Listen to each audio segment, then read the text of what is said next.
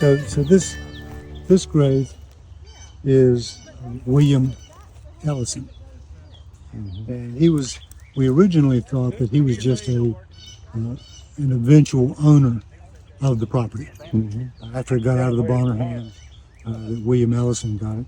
And his grave is noticeably further away from most of the other graves that we see. And so we thought, well, he was the owner of the property, and he was being respectful to the family, and put his grave out here a little further away. Since that time, one of our cousins, who is a professional researcher, has told us that no, in fact, he is a cousin, distant but a cousin. So this is his foundation stone, and there's his headstone, and then this other piece here is his footstone. In those days, we're assuming that the pegs that they used to unite these two stones was wood, and they would have eventually decayed, and easy enough to push it off. Wherever we find bricks, we just mark it, leave them where they are, and just mark them. Okay. So what are these places here, like this? These are places that, again, we've found some evidence of something, but we don't really know what. We got something that looks like a field stone. It's not like field stones are common to this area. Could it be a ballast stone? Could be a ballast stone, and we got a brick right here. So when we find places like that, again, we just mark it and move on. This one here is similar to that. This is a tomb. You got the head end of it. You got the foot end of it there. We did some probing in the center, and we found a stone there, and you can tell the difference when you start probing in here. Sometimes you hit a root, and that's more of a thud. And sometimes you probe and you hit maybe a more solid sounding thud. Well, the first thud was a root. The second thud might be a brick. Yeah. But then when you hit these stones here, that's more a brighter clink. That's a definite difference in the sound. And then we have Patience Bonner Cook here. She married Charles Cook, I believe it is, and they had two children. Yeah, I think those bricks down Charles there, I dug those up Jr. today.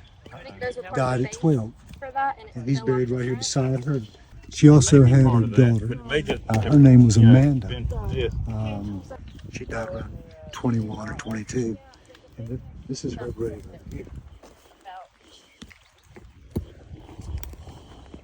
That's her footstone. That's her headstone, portion of the ground, and this is the other part of that headstone. We're pretty certain we've got at least one, maybe two tombs here, and those are brick tombs. These are tombs when people would have dug the grave, come in and lined the grave, lined the bottom of the grave with brick, lined the sides of the grave with brick, put in the body or a casket, whichever way they did it, and then they would cover over with a domed brick top. And then between this area of known graves and this tomb here of Elizabeth, there's a distance, and of course there was no indication of anything here, but just looking at it, it looked like, well, there's a line right there, and we've got this distance here, and as it turns out, that missing piece of the Sheriff Thomas Bonner memorial plaque, the insert in his It's in his capstone at St. Peter's Church. We found that missing piece in that hole right there, about 10 inches deep. I had a probe in my hand, and I was just probing in the ground. And while we were talking, wasn't really paying attention to what I was doing, and probed deep enough to actually hit it. And when I hit it, it clinked, and I did it several times, and I'm thinking, this is something. This is different. So that's when we dug it up and found out exactly what it was. Well, even then when we pulled it up, we didn't really know what it was. Right. We knew it was an insert. We knew it was not thick enough to be a headstone. It was only 3/4 of an inch thick. And the lettering on there was really not that plain to us at that point as to what it was about. Yeah. And so I took a picture of it and I sent it to Edwin. And in just a few minutes, he sent back the picture of the Thomas Bonner broken memorial and said, we'll try this. What do you think of this? Mm-hmm. And so we looked at the picture and we looked at what we had and we saw, well, that's possible. I mean, we couldn't really tell that much with those pictures. I mean, it looked like it's possible, but we weren't sure. And Bonner said, we got to go to St. Peter's. So we just dropped everything right then, Bonner and I, and we just went on to St. Peter's and took it and laid it up on top of the capstone, and it was a perfect fit. Right. Probably the most valuable, the most significant find that we've made out of this area. Right here, we found this piece here. This is slate, and it's decorative. You can tell it's decorated. It's 3/4 of an inch thick.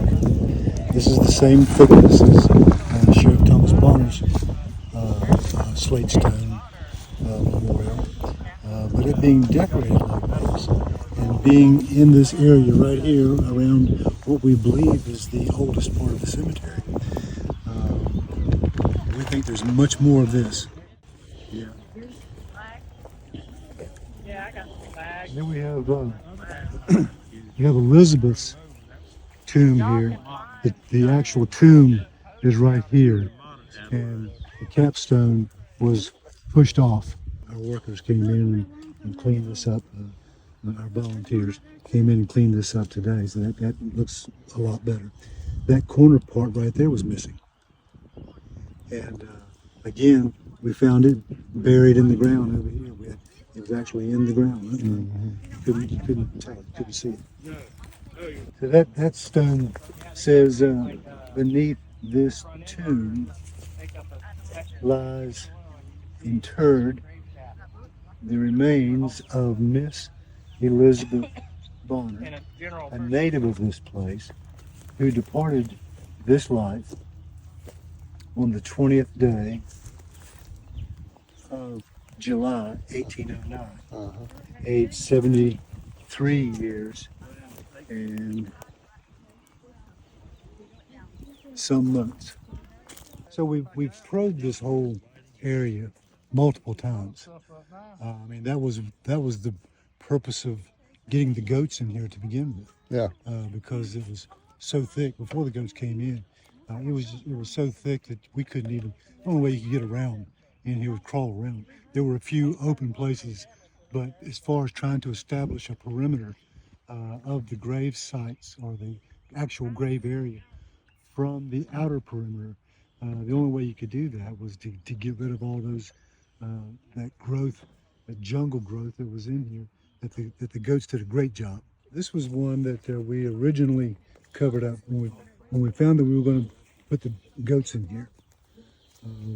We came in and Bonner made this framework to put up around this because we've got a tombstone that's laying over on top of, laying on the footstone. That's Portia Bonner Smallwood. And we didn't want the goats climbing on top of it. This is a brick vault, and this is one that has not been collapsed. there is an actual opening on the other end of this. Bonner brought I forget what you call it, a tool that's got a little light on it and a camera on the end of it, and he ran it down there, and that's how we know that it was lined with brick. It didn't see anything else, but it was lined with brick. But again, it's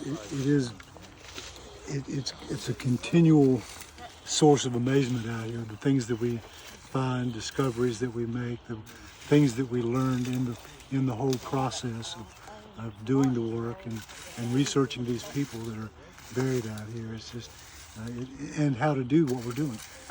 Bonner did a tremendous amount of research to figure out how to do what we're doing and what not to do. And so that's been extremely helpful in this whole process, making sure we didn't have too many missteps.